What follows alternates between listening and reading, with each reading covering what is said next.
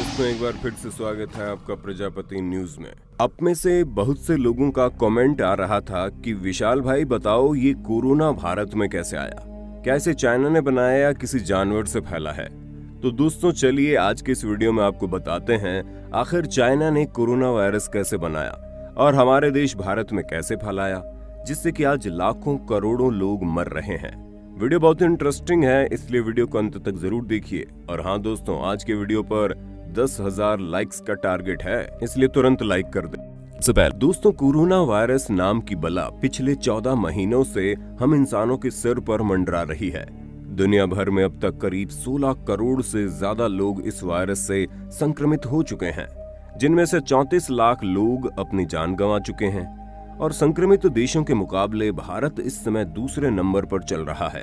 अब इतना लंबा वक्त बीत गया, इतनी तबाही हुई, लेकिन इस खतरनाक वायरस से जुड़ा सबसे अहम सवाल अभी तक हल नहीं हो पाया, और वो ये कि आखिर ये कोरोना वायरस नाम की बला आई तो आई कहां से? क्या ये कुदरती आपदा है या फिर प्रकृति से हुई किसी छेड़छाड़ का नतीजा? आखिर किस तरह इस वायरस को लोगों के बीच फैलाया गया, और क्या वाकई में इसके पीछे चाइना के वुहान लैब का हाथ है? अगर आपके दिमाग में भी ये सारे सवाल चल रहे हैं तो दोस्तों आप बिल्कुल सही वीडियो पर आए हैं, क्योंकि आज के वीडियो में मैं यानी आपका दोस्त विशाल प्रजापति इस वायरस से जुड़े कुछ ऐसे फैक्ट आपके सामने रखूंगा जिन्हें जानने के बाद आपके होश उड़ जाएंगे।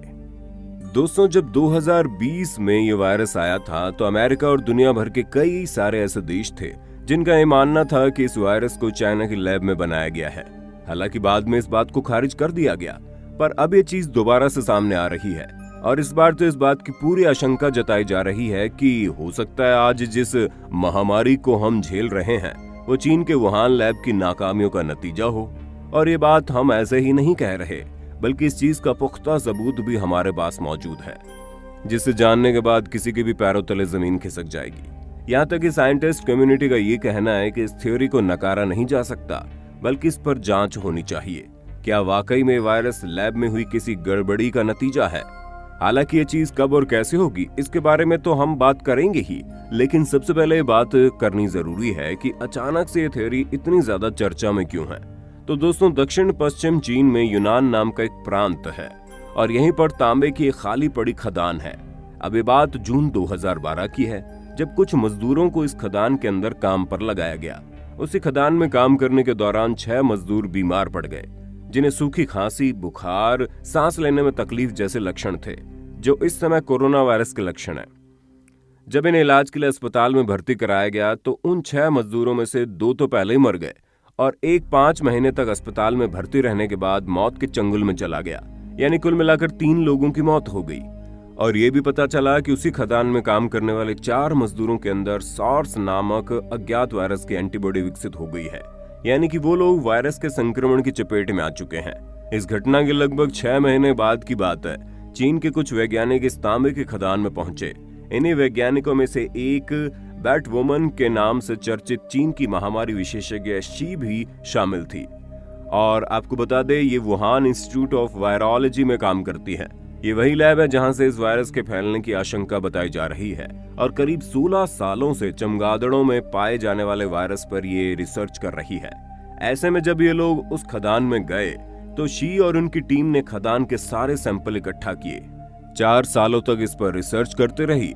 इसके बाद 2016 में इन्होंने एक आर्टिकल प्रकाशित करवाया, जिसमें साफ साफ बताती हैं कि इन्होंने सार्स जैसे खतरनाक वायरस का एक नया स्ट्रेन ढूंढ निकाला है। अब आप सोचेंगे, क्या इस स्ट्रेन का वर्तमान समय में चल रहे कोरोना वायरस से कोई कनेक्शन है? तो दोस्तों हाँ, ये सच है, इन दोनों का आपस में बहुत बड़ा कनेक्शन है। दिसंबर 2019 में जब कोरोना की शुरुआत हुई तो उसके 2 महीने बाद शी ने नेचर पत्रिका में एक लेख लिखा था, जिसमें उन्होंने बताया कि ये नया कोरोना वायरस 2013 में खदान से इकट्ठा किए गए सैंपल से काफी मिलता जुलता है। दोस्तों, 2013 में जमा किए गए सैंपल वाले वायरस का नाम है RATG13, जहां जिसका जेनेटिक स्ट्रक्चर कोविड-19 के वायरस से मिलता जुलता पाया गया। ऐसे में कई सारे लोगों का ये मानना है कि RATG13 कोविड-19 का प्रो जनरेटर हो सकता है। प्रो जनरेटर यानी कि वायरस का पूर्वज।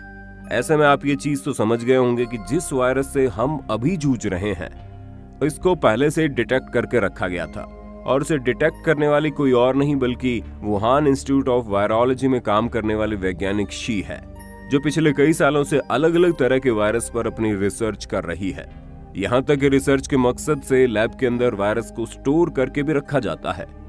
अब जो हम आपको बताने जा रहे हैं उसे सुनकर आप और ज्यादा हैरान हो जाएंगे, क्योंकि 2013 में शी और उनकी टीम ने खदान से जो वायरस के सैंपल निकाले थे उसे भी यहीं स्टोर करके रखा गया। ऐसे में दोस्तों, जब इस तरह के वायरस को लैब के अंदर रखा जाता है तो केवल उसे रखा ही नहीं जाता बल्कि उसके ऊपर पूरी तरह से रिसर्च होती है कि ये वायरस किस तरह काम करता है, इसके फैलने की दर क्या है, ये कितना ज्यादा नुकसान पहुंचा सकता है और ये कितना खतरनाक हो सकता है। इन सभी चीजों पर लगातार रिसर्च चलती रहती है और वैज्ञानिक लैब के अंदर ही वायरस को मजबूत बनाते चले जाते हैं। ऐसे में अगर गलती से इस प्रोसेस के दौरान ये वायरस लीक हो गया तो बहुत बड़ी परेशानी हो सकती है। ठीक वैसे ही परेशानी जैसी इस समय हमें देखने को मिल रही है।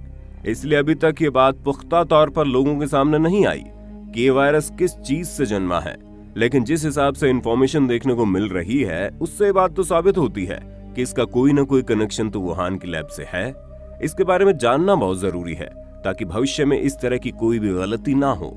पर यहाँ सबसे बड़ी मुश्किल तो यह है कि अगर ये वायरस लैब से फैला भी होगा तो भी चाइना अपने लैब में निष्पक्ष होकर जांच करने नहीं देगा, क्योंकि चाइना को पता है अगर दुनिया को हल्की सी भी भनक लग गई कि ये वायरस चाइना की लैब से निकला है तो हो सकता है पूरी दुनिया चाइना के खिलाफ हो जाए और ये चीज चाइना कभी नहीं चाहेगा।